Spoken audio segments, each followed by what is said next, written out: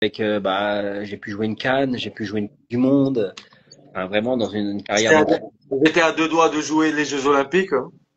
Je pense que si on était resté, on aurait joué les Jeux Olympiques. Ça, c'est sûr. Bien sûr, Ouais. ça, on parle même pas. Bien sûr. Maintenant, ouais, j'ai vécu 3 ans fantastiques. Fantastiques. J'ai rencontré des gens magnifiques. J'ai adoré le pays. J'ai adoré Rabat. Enfin bon, vraiment, je me suis imprégné de cette ville, de ce pays, et j'ai 3 ans fantastiques. Parfait. Coach, et bien sûr, aujourd'hui, il y a une très, très grande Coupe d'Afrique aussi Ouais. féminine. Voilà. Avec une finale demain qui sera vraiment très intéressante à regarder. Mais, bien sûr, parmi les joueuses qui font une très grande compétition aujourd'hui, ce sont des joueuses que vous connaissez parfaitement. Et bien sûr, la première, c'est celle Yasmine Brabet. Moi, pour moi, quand je la vois en train de jouer, ça me rappelle un certain Busquets au niveau des milieux de terrain, l'intelligence, c'est-à-dire le football propre. Euh, comment vous l'avez découvert, comment vous l'avez progressé Nous, par nous, rapport à euh, Robert. alors, dans son club, même quand elle était avec nous, dans son club, elle jouait milieu de terrain comme là. Nous, on l'a repositionné derrière parce on n'avait pas de joueuse justement à l'aise techniquement sur les premières relances, sur toutes ces choses-là. C'est pour ça que nous, on l'a fait reculer d'un cran, Ouais. et elle a été très bonne à ce poste-là, et elle a aidé l'équipe à de nombreuses reprises à ce poste-là. Aujourd'hui, elle a commencé à ce poste-là, puis elle est depuis quelques matchs un peu plus haut parce qu'il joue avec trois milieux. Ouais. Voilà. Mais voilà,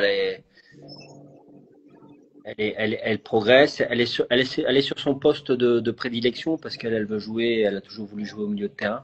Ouais. Donc, voilà. Donc elle peut aussi jouer derrière central. Et Khadija et la continuité, les exploits au penalty, comment vous le Ouais, trouvez? c'est une gardienne qui a besoin de confiance. C'est une bonne gardienne. C'est une bonne gardienne qui a énormément progressé pendant les 3 ans qu'elle était avec nous. C'est une gardienne qui travaille énormément, qui est très à l'écoute. Et puis, sur les 2 séances de penalty qu'elle a eu à faire, c'est-à-dire en 2022 et là, pour l'instant, en 2025, eh ben, elle a été décisive. Donc ça, Ouais. c'est possible.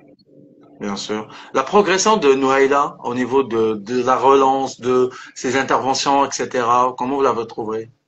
C'est une joueuse que nous, on a mis en avant à la Coupe du Monde parce que voilà, pour faire beaucoup d'efforts au niveau de sa concentration et au niveau de son impact physique Ouais, défensif. Elle doit être plus méchante, elle doit être plus agressive. C'est une joueuse qui a beaucoup de facilité technique avec le ballon, qui a des bonnes oui, relances. Et voilà.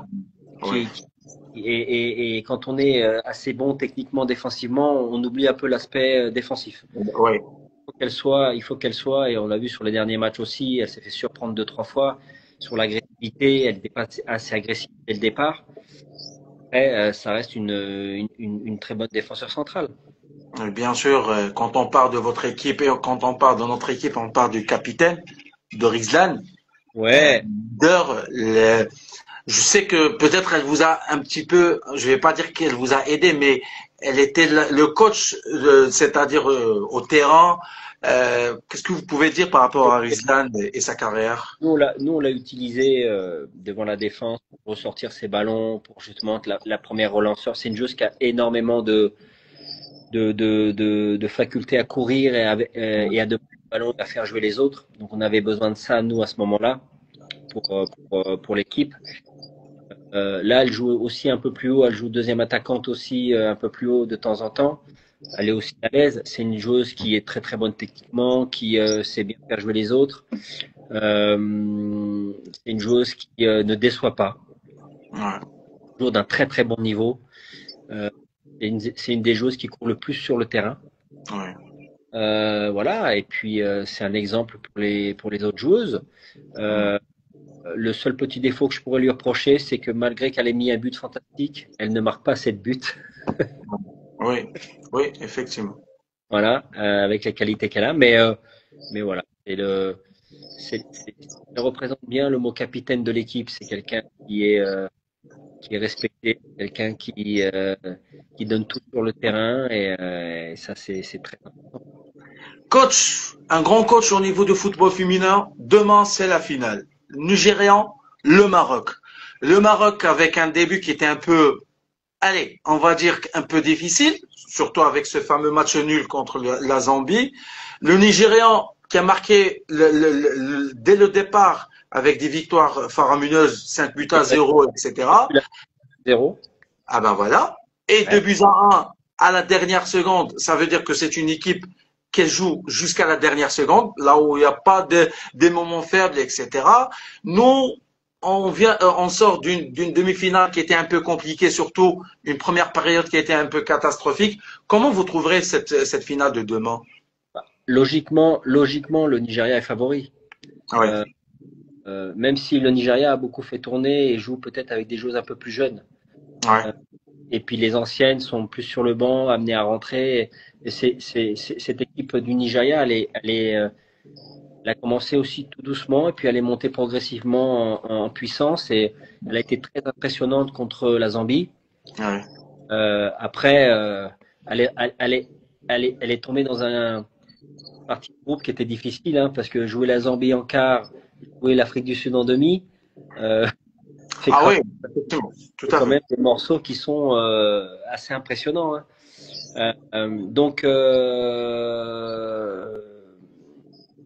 je dirais que le Nigeria est favori, bien sûr, mais que sur une finale, écoute, sur une finale, tout peut arriver si le Maroc arrive à bien défendre. Hmm. Le Maroc arrive à bien défendre, à être bien compact, à faire pas beaucoup d'erreurs défensives. Il peut y avoir un exploit cette finale, mais c'est un gros morceau. Quelles sont les clés de cette équipe nigériane? C'est-à-dire, si aujourd'hui, si demain le Maroc veut gagner, il doit arrêter quoi comme des clés? Il doit Alors moi, handicaper quoi? je Oui. pense moi, je pense qu'ils doivent d'abord bien défendre. Je pense que c'est une équipe le Nigeria, qui a beaucoup de qualité offensive à tous les postes. C'est des joueuses qui sont puissantes. Je pense qu'il faut bien défendre devant cette équipe. Et puis après, une fois qu'on a le ballon, il faut pas leur redonner. Il faut être, euh, il faut être décisif. Il faut marquer. Il faut que sur la première occasion du Maroc, ils puissent marquer. Il faut les faire douter. Il faut faire douter Ouais. cette équipe nigériane. Ça, c'est important. Hmm. Et voilà, mais encore une fois, s'il y a de l'impact de la part des Marocains, il y a de l'impact, il y a du répondant physique dans tous les duels. Après, techniquement, le Maroc a les moyens de faire des choses. Voilà.